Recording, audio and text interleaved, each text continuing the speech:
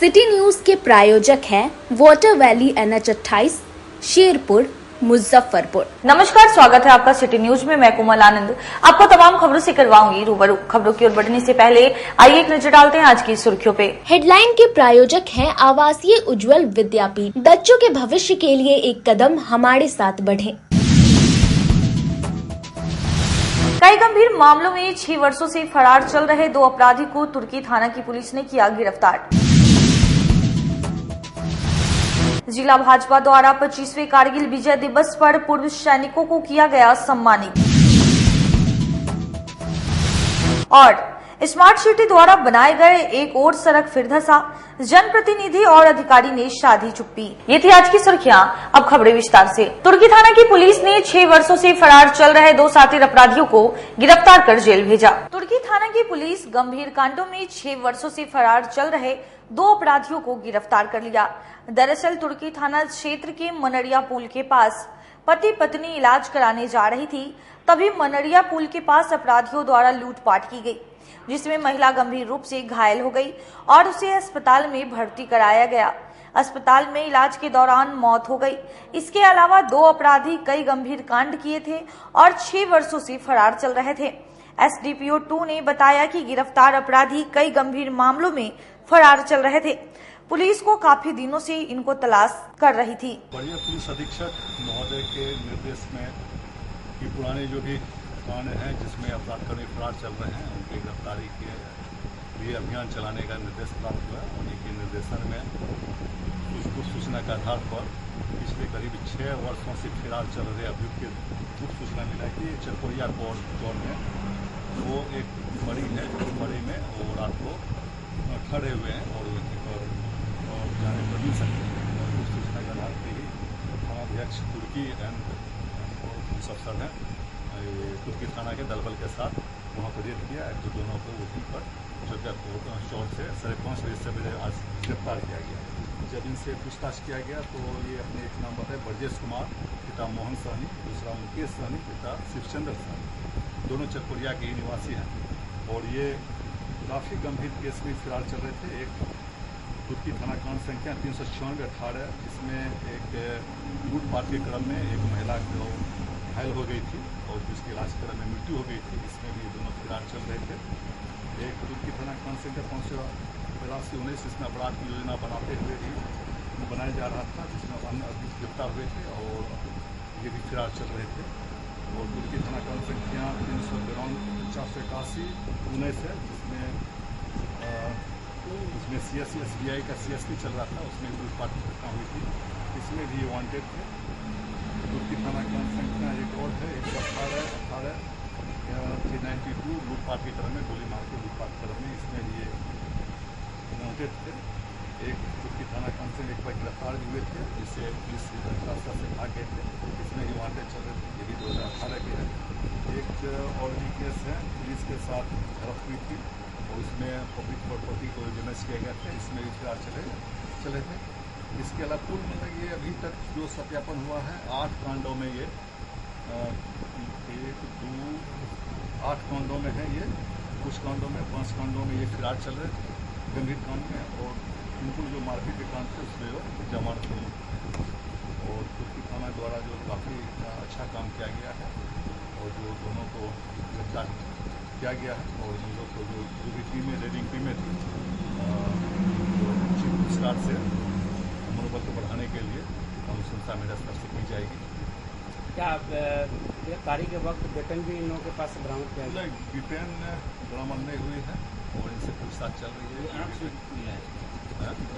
नहीं, आर्म्स नहीं मिला है और आर्म्स के संबंध में पूछताछ किया जा रहा है और दी जाती है तो की जाएगी। बाहर के जिला से भी संबंध है क्या?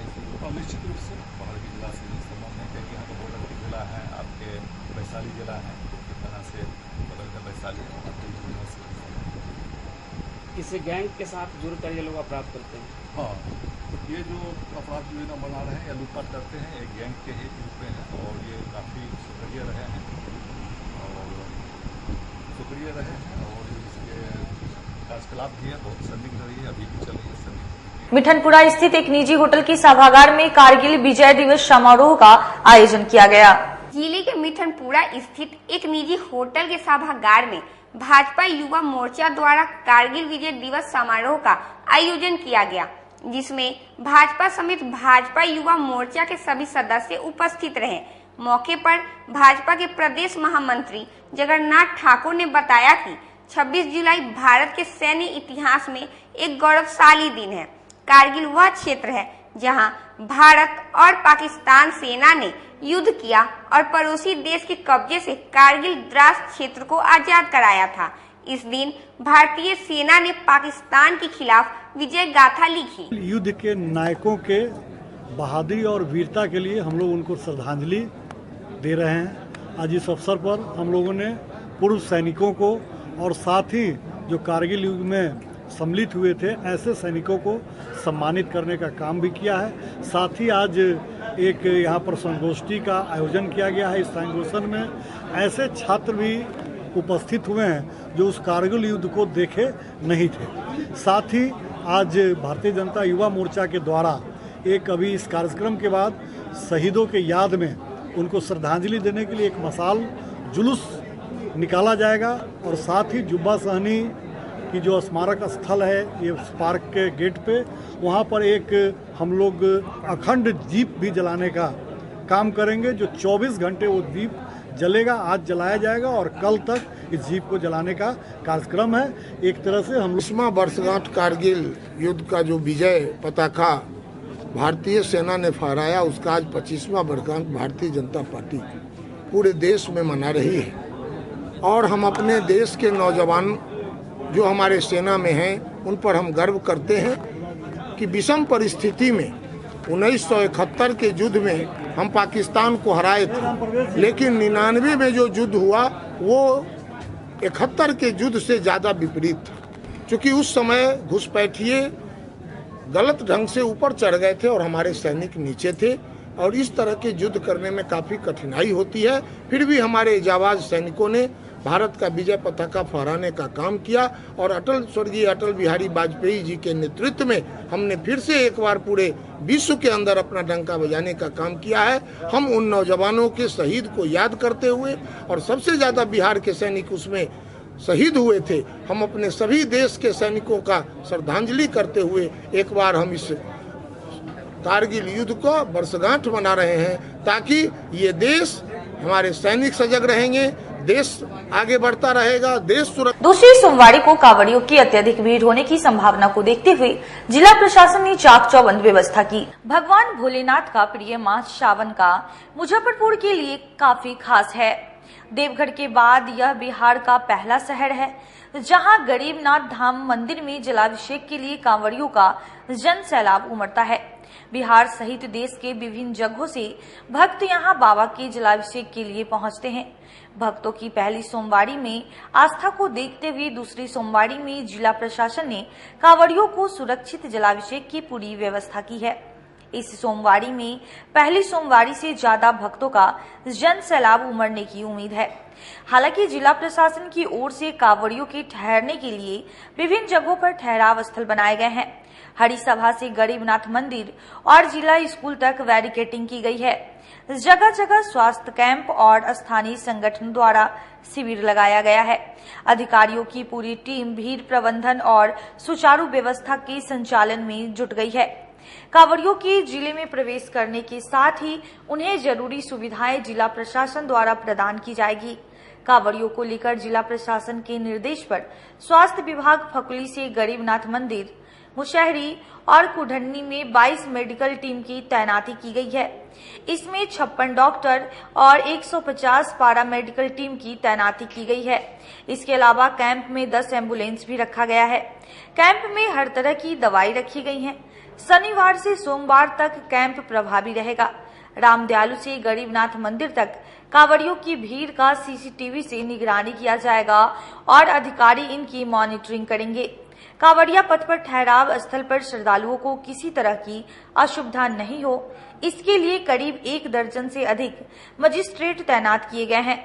वहीं यातायात व्यवस्था को भी दुरुस्त कर लिया गया है। कांवड़िया पथ पर बड़े वाहनों के परिचालन पर रोक लगाया गया है। यातायात को सुचारू रूप से चलने के लिए अत्यधिक ट्रैफिक पुलिस कांवड़ियों की सुविधा के लिए लगाए गए हैं। जिलाधिकारी सुब्रत कुमार सेन ने बताया कि पहली सोमवारी की अपेक्षा दूसरी सोमवारी में कांवड़ियों की संख्या ज्यादा होगी, जिसके लिए सभी तैयारियां पूरी कर ली गई है। ट्रैफिक प्लान जो है हम लोगों का तैयार है। जैसे पहली सोमवारी को जो हम लोगों के पास फीडबैक था सारण जिले से भी और वैशाली से, तो कांवड़िया काफ़ी कम संख्या में थे, तो हम लोगों ने ट्रैफिक का जो प्लान था उस तरीके से इन्फोर्स नहीं किया, तो डाइवर्ट करना था, क्योंकि ये हम लोगों का उद्देश्य नहीं है कि अनावश्यक रूप से लोग परेशान हो, जो राहगीर जा रहे हैं अपनी गाड़ियों से दूसरे जिलों में या हाईवे का उपयोग कर रहे हैं। तो हम लोग फीडबैक ले रहे थे, तो हम लोगों का डिप्लॉयमेंट था, लेकिन हम लोगों ने इन्फोर्स करके बहुत ज़्यादा हाईवे पर डाइवर्ट नहीं किया। लेकिन जैसा हम लोगों का प्रेडिक्शन है, सेकेंड थर्ड सोमवारी को काफ़ी भीड़ भाड़ होती है, तो इसमें हम लोग उस ट्रैफिक प्लान को बिल्कुल एग्जीक्यूट करेंगे और जो गाड़ियां डाइवर्ट होनी है, अतिरिक्त पुलिस बल लगाए जाने हैं ताकि कांवड़ियों को दिक्कत नहीं हो, इसको हम लोग इंश्योर कराएंगे। महुआ होकर जाएगी पटना। हाँ, वो बिल्कुल जो हम लोग का विज्ञापन में हम लोगों ने प्रकाशित किया है उसको हम लोग इन्फोर्स कराएंगे। इसमें भी फीडबैक ले लेंगे, लेकिन जैसी परंपरा रही है सेकेंड थर्ड सोमवारी को भीड़ काफ़ी ज़्यादा होती है, तो ये हम लोग मान के चल रहे हैं इस बार भीड़ होगा। और भीड़ अगर हुई और जो हम लोगों का प्लान है उसको बिल्कुल हम लोग जमीन पर उतारेंगे, उसको एग्जीक्यूट। महुआ वाले रोड में पुल भी क्षतिग्रस्त है, एक लेन बंद कर दिया जो उसमें हम लोग दिखवा लेते हैं, उस वैशाली एडमिनिस्ट्रेशन से भी बात कर लेंगे, वहाँ उनकी भी तैयारी रहती है। सारण तीनों जिले का बेहतर कोऑर्डिनेशन रहता है, तो उसको हम लोग देख करके, और कांवड़ियों को भी दिक्कत नहीं हो, और जो 4 पहिया या 2 पहिया वाहन से या पब्लिक ट्रांसपोर्ट बसेस से जो ट्रैवल करते हैं। मृत्यु प्रमाण पत्र एक निजी अस्पताल द्वारा नहीं देने के मामले को लेकर अधिवक्ता एसके झा परिवाद पत्र दाखिल किया। जब अस्पताल ने पीड़ित को मृत्यु प्रमाण पत्र नहीं दिया, तो पीड़ित ने जिला उपभोक्ता आयोग में मानवाधिकार अधिवक्ता एसके झा के माध्यम से परिवाद पत्र दाखिल किया, जिस पर सुनवाई करते हुए जिला उपभोक्ता आयोग के अध्यक्ष पीयूष कमल दीक्षित और सदस्य सुनील कुमार तिवारी द्वारा अस्पताल के प्रबंध निर्देशक को आयोग के समक्ष हाजिर होने के लिए नोटिस जारी किया। पूरा मामला जिले के करजा थाना अंतर्गत रक्षा गांव का है। गांव के बबन ठाकुर की पत्नी शांति देवी पिछले वर्ष 23 अगस्त को कांटी थाना क्षेत्र के हरचंदा चौक के पास सड़क दुर्घटना में घायल हो गई। इलाज के लिए उसी दिन जिले के जुरन छपरा स्थित आसब हॉस्पिटल में भर्ती कराया गया, जहां पर इलाज के दौरान बबन ठाकुर की पत्नी शांति देवी की मौत दिनांक 31 अगस्त 2023 को हो गई। तत्पश्चात मृतिका का पोस्टमार्टम एसकेएमसीएच में हुआ। अस्पताल प्रबंधन द्वारा पीड़ित बबन ठाकुर को आज तक मृत्यु प्रमाण पत्र उपलब्ध नहीं कराया गया। परिवादी का आरोप है कि अस्पताल प्रबंधन द्वारा उसे दौड़ाते दौड़ाते परेशान कर दिया गया। अंत में थक हार कर परिवादी ने मानवाधिकार मामले के अधिवक्ता एसके झा के माध्यम से अस्पताल के विरुद्ध जिला उपभोक्ता आयोग के समक्ष परिवाद दाखिल किया। परिवादी का कहना है कि उसने अस्पताल प्रबंधन को अपनी पत्नी के इलाज के लिए कुल 75,000 रुपए का भुगतान भी किया था। परिवादी ने अपने परिवाद पत्र के माध्यम से मृत्यु प्रमाण पत्र की मांग की है तथा आर्थिक, मानसिक व शारीरिक हर्जाना के मद में 1 लाख रुपए का दावा भी अस्पताल पर किया है। आयोग के द्वारा अस्पताल के प्रबंध निर्देशक को 9 सितंबर को आयोग के समक्ष उपस्थित होने का आदेश दिया गया है। परिवादी के अधिवक्ता एसके झा ने बताया कि अस्पताल प्रबंधन के द्वारा मृत्यु प्रमाण पत्र नहीं दिया जाना उपभोक्ता संरक्षण नियमावली के तहत सेवा में कमी की कोटि का मामला है। श्री झा ने बताया कि अस्पताल प्रबंधन में हिला हवाली पूर्ण रवैये से परिवादी काफी व्यथित है। इन्हें हर हाल में न्याय मिलना चाहिए। करजा थाना अंतर्गत रक्षा गांव के निवासी हैं बबन ठाकुर। उनकी पत्नी का रोड एक्सीडेंट में हरचंदा चौक के पास में वो घायल हो गए थे। उनकी पत्नी शांति देवी 30/8/2023 को उनको इलाज के लिए मुजफ्फरपुर के जुरन छपरा स्थित आसब हॉस्पिटल में भर्ती कराया गया, जिनका इलाज के दौरान उस अस्पताल परिसर में ही 31/8/2023 को उनकी मौत हो गई। मौत जब हो गई तो हॉस्पिटल वाले अब कहे कि भाई अब इसको ले जाइए आप पोस्टमार्टम कराने के लिए। हॉस्पिटल ने उनको भेज दिया पोस्टमार्टम के लिए। पोस्टमार्टम मेडिकल कॉलेज में हो गया। उसके बाद 1/9/23 को बबन ठाकुर के द्वारा वाहन मालिक के विरुद्ध में एक मुकदमा कांटी थाना में किया गया, जिसका कांड संख्या 678/23 है। इतना सब कुछ हो गया। अब उनको चाहिए मृत्यु प्रमाण पत्र। मृत्यु प्रमाण पत्र में है कि चूंकि इलाज के दौरान ऑन बेड उनकी पत्नी आसब हॉस्पिटल में मरी हुई थी, तो अब वो आसब हॉस्पिटल वाला इनको लगभग माने सितंबर माह से लेकर के अब तक, सितंबर 2023 से लेकर अब तक इनको रात दिन इनको दौड़ा रहा है। आज देंगे, कल देंगे, एक सप्ताह के बाद देंगे, 10 दिन के बाद। ये मतलब ये बेचारा बहुत परेशान हो गया। मजदूरी काम करने वाला आदमी है। अभी रक्षा गांव से वो आता है जाता है, काफ़ी तबाह हो गया। अंत में थक हार करके वो हमारे पास में आए थे। हम जिला उपभोक्ता आयोग के समक्ष में इस मामले को हमने दाखिल किया। आयोग तिलक मैदान स्थित एक निजी होटल के सभागार में हेयर ट्रीटमेंट की जानकारी को लेकर सेमिनार का आयोजन किया गया। गुरुवार को एक होटल के सभागार में हेयर ट्रीटमेंट के लिए एक सेमिनार का आयोजन किया गया, जिसमें जिला के सभी मेकओवर और सैलून की महिला ऑनर उपस्थित रही।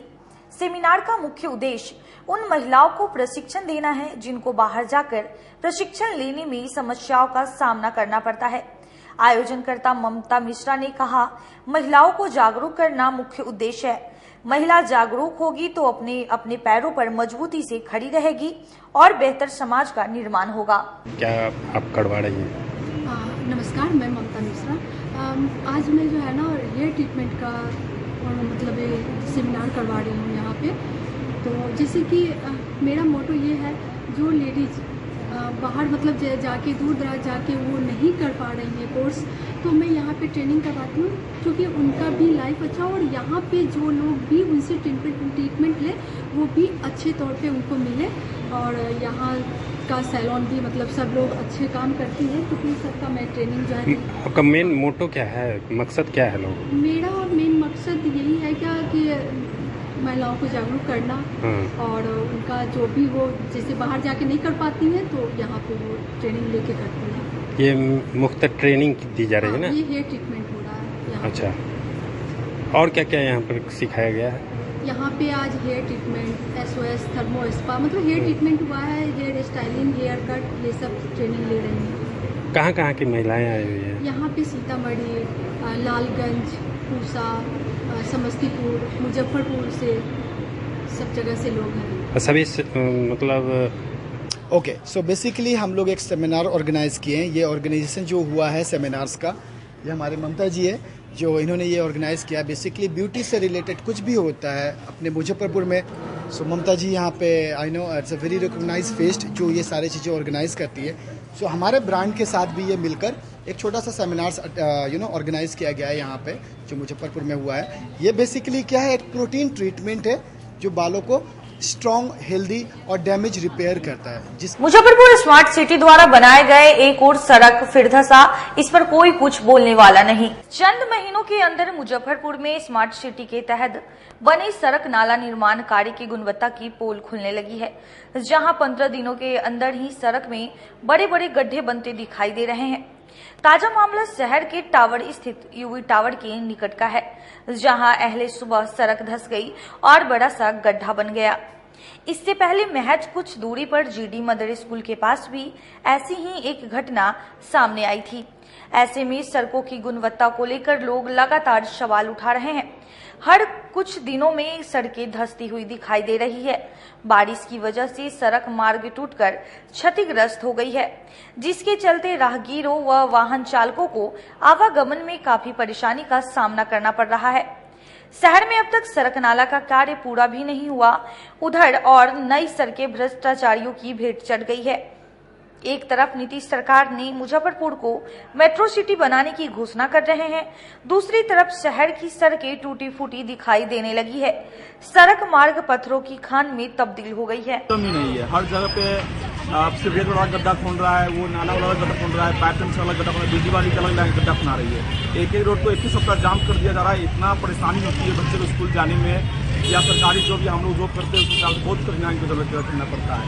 अभी तो गड्ढा ये फिलहाल मुख्य मार्ग है टावर चौक का, यहाँ पे जो गड्ढा देख रहे हैं आप, और ये लमसम पूरे मुजफ्फरपुर में गड्ढा होना है। ये अनलीगल तरीके से काम हो रही है, इसका कोई देखने वाला नहीं है, कोई सुनने वाला नहीं है।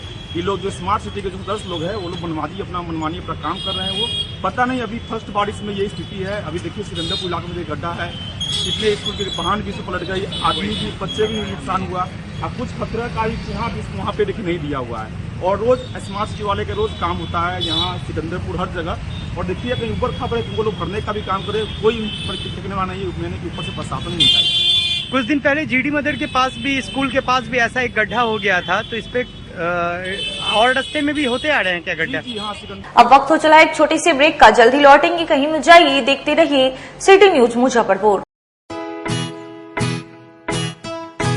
लगातार 10 वर्षों से विभिन्न परीक्षाओं में सर्वश्रेष्ठ परिणाम। हम हैं आवासीय उज्ज्वल विद्यापीठ मुजफ्फरपुर। इस स्कूल में सर्वश्रेष्ठ कोचिंग पैटर्न से बच्चों को पढ़ाया जाता है। प्ले से 10वीं तक की पढ़ाई स्वच्छ वातावरण में कराई जाती है। यहाँ आधुनिक छात्रावास की व्यवस्था है। उज्ज्वल विद्यापीठ का मुख्य उद्देश्य रामकृष्ण मिशन, नवोदय नेतरहाट, सैनिक स्कूल, सिमुलतल्ला गुरुकुल, सिंधिया कन्या विद्यालय जैसे अनेक भारतवर्ष के प्रतिष्ठित विद्यालयों में कुशल प्रशिक्षित अनुभवी एवं शहर के सर्वश्रेष्ठ शिक्षकों द्वारा तैयारी कराई जाती है। 1.5 एकड़ में फैला इस स्कूल का वातावरण काफी शांत है। Free computer classes, science lab और स्मार्ट क्लासेस है। साथ ही इंडोर और आउटडोर गेम की भी व्यवस्था है। तो अपने बच्चों के लक्ष्य के सपनों को पूरा कराना चाहते हैं तो आज ही आवासीय उज्ज्वल विद्यापीठ में अपने बच्चों का नामांकन करवाएं। हमारा पता है पोखरिया पीठ अतरदा मुजफ्फरपुर और हमारा कॉन्टेक्ट नंबर है 9708 351851 और हमारा दूसरा नंबर है 8797122397 या फिर आप हमें कांटेक्ट कर सकते हैं 8409996658 पर। अपने सपनों की आशा को दे एक नई पहचान माँ भवानी डेकोर प्राइवेट लिमिटेड के साथ, जो है ऑथराइज्ड डिस्ट्रीब्यूटर ऑफ कजारिया। देश की मिट्टी से बनी टाइल से देश को बनाते हैं। और जहां मिलती है सभी प्रकार के Indian and imported granite, marble, sanitary एवं कोटा स्टोन का अनोखा एवं आकर्षक संग्रह। माँ भवानी डेकोर प्राइवेट लिमिटेड मतलब a complete floor solutions. New 0 mile Dadar road Muzaffarpur. Call 9934753111। उत्तर बिहार का पहला नीलकमल एक्सक्लूसिव शोरूम खुल गया है आपके अपने शहर में। नीलकमल इंडिया की फेवरेट फर्नीचर ब्रांड है। इस कंपनी के सभी रेंज एक ही छत के नीचे आपको मिलेंगी। होम फर्नीचर, ऑफिस फर्नीचर की सभी रेंज यहाँ उपलब्ध है। कंपनी का एक्सक्लूसिव शोरूम होने के कारण 40% तक की विशेष छूट मिल रही है। इसके अलावे 0% इंटरेस्ट के साथ बैंक से फाइनेंसिंग की भी सुविधा उपलब्ध है। तो देर मत कीजिए, एक बार हमारे यहाँ अवश्य पधारे। हमारा पता है Mithanpura, Narayanpur road, opposite Vaishali management college और हमारा मोबाइल नंबर है 9334900888 और हमारा दूसरा नंबर है 7004320580। समारोह के समय और इस लगन के अवसर पे मैं मनीष कुमार यूए एसोसिएट का प्रोप्राइटर, हमारा नीलकमल का फर्नीचर का शोरूम है एक्सक्लूसिव जो मिठनपुरा चौक पे स्थगित है। हमारे यहाँ कुचीना का चिमनी और जो गैस चूल्हा है उसकी एक विस्तृत रेंज है मॉडलर में। भारी डिस्काउंट है हमारे यहाँ सोफा पर, डाइनिंग टेबल पे। सभी लोगों से मेरा यही निवेदन है, जो 2-3 सालों से आप लोगों का हमें प्यार मिलता आ रहा है। हमारे यहाँ फिनांस की भी एक अच्छी व्यवस्था है और इस त्योहारों के अवसर पे हम चाहेंगे कि एक बार हमारे यहाँ पधारे और हमारे ऑफर्स का लाभ ले और हर खरीदारी पे हम लोग एक सुनिश्चित उपहार भी दे रहे हैं।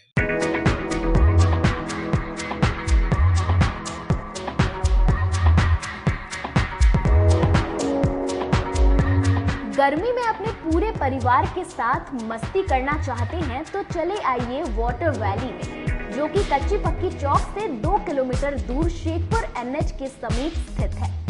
शहर के लोग यहाँ मोटरसाइकिल और कार से काफी आसानी से पहुँच सकते हैं। यहाँ आप अपने परिवार के साथ फुल मस्ती कर सकते हैं। वेव पूल, रेन डांस के साथ भव्य वाटरफॉल बनाया गया है। छोटे बच्चों के लिए कई प्रकार के स्लाइड्स बनाए गए हैं, जहां बच्चे अपनी मस्ती में डूब जाएंगे। इस इसके अलावा खाने पीने के लिए बेहतरीन सुविधाएं उपलब्ध है, जहां पूरे परिवार के साथ व्यंजनों का लुत्फ उठा सकते हैं। तो देर मत कीजिए, गर्मी में मस्ती उठाने के लिए वाटर वैली तुरंत पहुंचे। हमारा पता है water valley NH 28, Sherpur, Muzaffarpur. हमारा कॉन्टैक्ट नंबर है 6202584955। ब्रेक के बाद फिर से आप तमाम दर्शकों का स्वागत है। आइए बढ़ते हैं अगली खबरों की ओर। पटना में हुए कांग्रेस कार्यकर्ताओं पर लाठीचार्ज को लेकर जिला कांग्रेस के द्वारा समाहरणालय परिसर में 1 दिवसीय धरना प्रदर्शन का आयोजन किया गया। युवा कांग्रेस के द्वारा विभिन्न मांगों को लेकर बुधवार को बिहार विधानसभा के घेराव पर पुलिसिया बर्बरतापूर्ण लाठीचार्ज के विरोध में आज जिला कांग्रेस कमेटी के अध्यक्ष अरविंद कुमार मुकुल के नेतृत्व में जिला कांग्रेस कार्यकर्ताओं और पूर्व सांसद ने सरकार के खिलाफ जिला समाहरणालय में धरना प्रदर्शन किया। अरविंद कुमार मुकुल ने कहा, भाजपा जदयू समर्थित नीतीश सरकार लाठी और बंदूक का भय दिखाकर अग्निवीर युवाओं, छात्रों, किसान, महिलाओं की आवाज दबाना चाहती है, पर नीतीश सरकार भूल कर रही है। कांग्रेस के कार्यकर्ता अंग्रेजों के भी लाठी से नहीं डरे, आज भी इनके लाठी बंदूक से नहीं डरेगी, आमजन की लड़ाई लड़ती रहेगी। पूर्व सांसद अजय निषाद ने कहा, वर्तमान भाजपा जदयू की सरकार नहीं चाहती कि देश में छात्र, युवा, किसान, महिला सम्मान की बात हो, इसलिए पुलिसिया बल प्रयोग कर रही है। पर कांग्रेस पार्टी बिहार को दूसरा मणिपुर नहीं बनने देगी। कांग्रेस जिला प्रवक्ता समीर कुमार ने कहा कि नीतीश सरकार बल प्रयोग कर जनता के प्रजातांत्रिक अधिकार धरना प्रदर्शन को रोक तानाशाही करना चाहती है। कांग्रेस पार्टी बल प्रयोग से डरने वाली नहीं है। जिला अध्यक्ष अरविंद कुमार मुकुल और पूर्व सांसद अजय निषाद के साथ कांग्रेस प्रदर्शनकारी की टीम जिला अधिकारी से मिलकर राज्यपाल के नाम ज्ञापन सौंपा। प्रदर्शन करने वालों में यूथ कांग्रेस के जिला अध्यक्ष आनंद कौशल के साथ दर्जनों कांग्रेसी कार्यकर्ता उपस्थित। समाहरणालय के समक्ष जिला कांग्रेस कमेटी मुजफ्फरपुर के तत्वाधान में हम लोग कर रहे हैं, जो कल 24/7/2024 को पटना में बिहार विधानसभा का घेराव प्रदर्शन बिहार प्रदेश युवा कांग्रेस के अध्यक्ष गरीबनाथ जी के नेतृत्व में और राष्ट्रीय अध्यक्ष बी श्रीनिवासन जी मुख्य अतिथि के रूप में उस घेराव का नेतृत्व कर रहे थे और इस तरह से बर्बरतापूर्वक लाठीचार्ज हुआ, जो कि अंग्रेजी हुकूमत को याद दिलाने का काम नीतीश सरकार ने किया है। और हमारे सैकड़ों कार्यकर्ता युवा कांग्रेस के बुरी तरह घायल हैं। राष्ट्रीय अध्यक्ष, प्रदेश अध्यक्ष, कई जिला अध्यक्ष युवा कांग्रेस को बुरी तरह से घायल हैं, वह हॉस्पिटलाइज हैं और नीतीश कुमार विधानसभा में बैठ के हमारे युवा कांग्रेस के कार्यकर्ता को बर्बरतापूर्वक लाठीचार्ज और बुरी तरह घायल करने का काम किया है। उसके विरुद्ध में हम लोग आज समाहरणालय के समक्ष धरना प्रदर्शन कर रहे हैं और हमारी मांग है कि जो इसकी जांच की जाए, दोषी पुलिसकर्मी को अविलंब निलंबित किया जाए और फिर कभी यह ऐसा। कल युवा मोर्चा युवा कांग्रेस द्वारा कल वहाँ पर बिहार विधानसभा का घेराव किया गया था और बिहार सरकार ने बड़ी बर्बरपूर्ण तरीके से लाठीचार्ज किया। सैकड़ों कांग्रेस के कार्यकर्ता हैं वो घायल हैं, बहुत ज़्यादा वो चोट भी बहुत गंभीर चोटें आई हैं। एक तरह से ये जो तानाशाही रवैया बिहार सरकार का है, ये कहीं से बर्दाश्त करने लायक नहीं है। आज हम लोग धरना के माध्यम से सरकार को संदेश देना चाह रहे हैं। ये पूरे प्रदेश में ये धरना आयोजित किया जा रहा है कांग्रेस की तरफ से कि इस तरह तरीका से लोकतंत्र की हत्या आप नहीं कर सकते। देखिए, सरकार कहीं ना कहीं फ्रस्ट्रेशन में बहुत उछल कूद करके ये एनडीए सरकार को समर्थन दिए थे और इस शर्त पर किए थे कि विशेष राज्य का दर्जा हमको मिलेगा, लेकिन केंद्र सरकार ने इनको झुनझुना थमा दिया। ये दोबारा फिर मजबूती तरीके से मांग नहीं कर सके विशेष राज्य का, तो उनके पीछे ईडी छोड़ दिए हैं। तो कहीं ना कहीं सरकार काफ़ी दबाव में है कि जनता के जिस उम्मीद पे ये एनडीए में गए थे कि वहाँ से हमको विशेष राज्य का दर्जा मिलेगा, तो वो तो इनको मिला नहीं। थोड़ा सा पैकेज जरूर मिला है, लेकिन विशेष राज्य का दर्जा बहुत ज़्यादा महत्वपूर्ण है बिहार के लिए। बिहार में आप देख रहे हैं कि बेरोजगारी बहुत है, महंगाई बहुत है, हमारे पास जल भी है, जमीन भी है, काफ़ी मात्रा में यहाँ पर भूमि भी है, बड़े बड़े उद्योग धंधे लग सकते हैं। अगर विशेष राज्य का दर्जा अगर मिलता बिहार को तो बहुत तरह से टैक्स सब्सिडी, GST में छूट, उद्योग धंधे लगाने के लिए सब्सिडी, तो बहुत सारी लाभ जो है बिहार को मिलता है। लेकिन बहुत ज़्यादा मजबूत भी नज़र आ रहे हैं, बेबस भी नज़र आ रहे हैं, लाचार भी नहीं। बहुत दिनों से हम लोग का प्लान था 24 तारीख को हमारे प्रदेश अध्यक्ष श्री प्रकाश गरीबदास जी के नेतृत्व में पटना में विधानसभा घेराव का पहले सूचना भी दे दी गई थी, परमिशन भी था, और मैं भी पर्सनली गया था तैयारियों के लिए। तो अलग अलग थानाओं में जाके हमने बातचीत भी की थी कि हम लोग शांतिपूर्वक जाएंगे, हमारी तरफ से कुछ नहीं किया जाएगा। इसी बीच हमारे कार्यकर्ता पहुंचे, विधानसभा से तकरीबन 4-5 किलोमीटर पहले ही बैरिकेटिंग कर दी गई, और वहां पे क्या हुआ कि पुलिस के द्वारा खींचातानी की गई।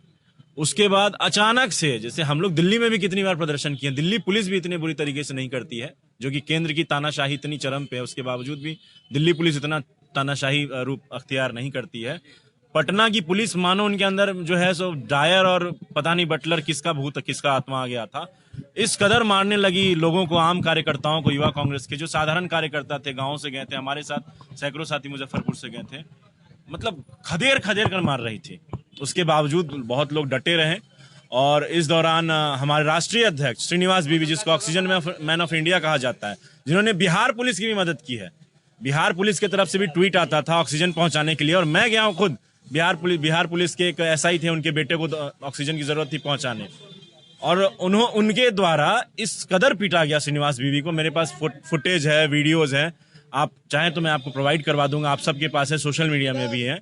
तो ये समझ में नहीं आ रहा है नीतीश कुमार जी आखिर अपना मानसिक संतुलन खो बैठे हैं क्या है। कल भी उन्होंने महिलाओं के खिलाफ कुछ अपशब्द का प्रयोग किया है, महिला हो तो महिला ही रहो। बिहार सरकार की जमीन पर अवैध कब्जा और अतिक्रमण हटाने की मांग को लेकर मोतीपुर के ग्रामीणों ने संभरनालय परिसर स्थित धरना स्थल पर आमरण अनशन की शुरुआत की। बिहार सरकार की जमीन पर अवैध कब्जा एवं अतिक्रमण हटाने की मांग को लेकर ग्रामीण गुरुवार से जिला समरनालय के धरना स्थल पर आमरण अनशन पर बैठ गए हैं।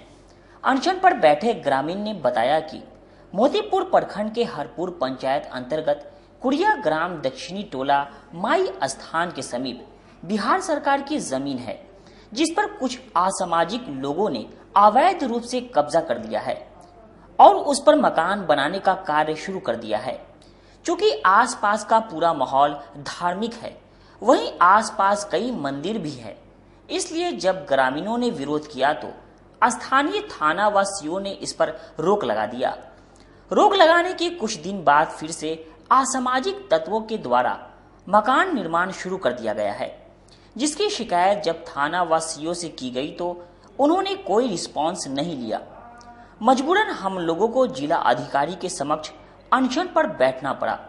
ग्रामीणों ने कहा कि जब तक हम लोगों की मांग मानी नहीं जाती है तब तक हम लोग अपना अनशन समाप्त नहीं करेंगे। हम जिला मंत्री कुमारी पम्मी हम लोग FRS के विरोध में ये स्ट्राइक पर आए हैं हम लोग, क्योंकि ये सरकार हमारे साथ ज्यादती कर रही है। सिर्फ NHM कर्मियों के लिए ही ये लागू हुआ है, बाकी नियमित कर्मियों के लिए लागू नहीं हुआ है। दूसरी बात है हम लोग को इतना कम सैलरी मिलता है, 15,000 मिलता है, जो बंधुआ मजदूर की तरह मिलता है, जो आजकल के बच्चे को पॉकेट खर्चा चाहिए एक दिन का, जो हम लोग को मजबूरी है, ये नौकरी नहीं है, इसको मजबूरी कहेंगे, और मजबूरी में हम लोग को मजबूर होकर ये नौकरी करनी पड़ती है। हम लोग को शर्म लगता है किसी को कहने में कि हमको वेतन कितना मिलता है, बहुत माने दुख के साथ कह रहे हैं हम। तो नीतीश कुमार तो कहते हैं कि महिला लोग को काफी ऊपर उठाए हैं, हम नीतीश कुमार बताते हैं यही। महिला के साथ क्या शोषण हो रहा है वो तो हम ही जानते हैं, नहीं तो ये जो देख रहा है वही जानते हैं। कितनी की संख्या में लोग हैं आपके साथ, कितनी कर्मचारी लोग हैं? लगभग 3,000 लोग हैं। 3,000 महिलाएं जो है विरोध कर रही हैं। हाँ, 3,000 महिलाएं हैं जो विरोध कर रहे हैं। और तो कई दिनों से हम लोग का मेन पूरे समस्त NHM कर्मचारी का, जिसमें CHO, ANM और जो भी NHM कर्मचारी हैं, उन लोगों का हम लोग का एक ही इसमें है सरकार से मांग की ये जो फेशियल अटेंडेंस है उसको हटाया जाए, फेशियल अटेंडेंस को जो ये जो हम लोगों के साथ भेदभाव किया गया है कि स्थापना वाले को फेशियल अटेंडेंस नहीं लगाना है और एनएचएम कर्मचारी जितने भी हैं जो दबे कुचले कर्मचारी हैं उनसे आप फेशियल अटेंडेंस लो। ये चीज सरकार की दोहरी नीति, हम लोगों का यही एक डिमांड है कि सरकार इसको वापस ले और फिर हम लोग पुनः अपने कार्य पर वापस जाए। अगर ऐसा नहीं करती, आपकी नहीं सुनेगी तो क्या करिएगा? हम लोग ऐसे ही आंदोलन को आगे बढ़ाते रहेंगे और अपने आंदोलन को आगे ही बढ़ाते रहेंगे उग्र रूप से। अगर सरकार सुनेगी तो और भी पुरजोर तरीका से हम लोग आंदोलन करेंगे। एक बात बताइए कि इसमें तो जनता कहीं न कहीं जो बिल्कुल ठप है। जनता का एक जो CHO जो हेल्थ वेलनेस सेंटर पे काम कर रहा था, जो BP का दवा, शुगर का, डायबिटीज का दवा, टोटल चीज का दवा, नॉर्मल सर्दी खांसी का दवा, वो सब कुछ का दवा वहाँ पे मिल रहा था, वो सब कुछ का डायग्नोस हो रहा था, टोटल चीज का हो रहा था। आज के डेट में वो जनता। आज के लिए बस इतना ही। अब मुझे और मेरी पूरी न्यूज टीम को दीजिए इजाजत। कल फिर हाजिर होंगे शहर के कुछ नई खबरों के साथ। नमस्कार।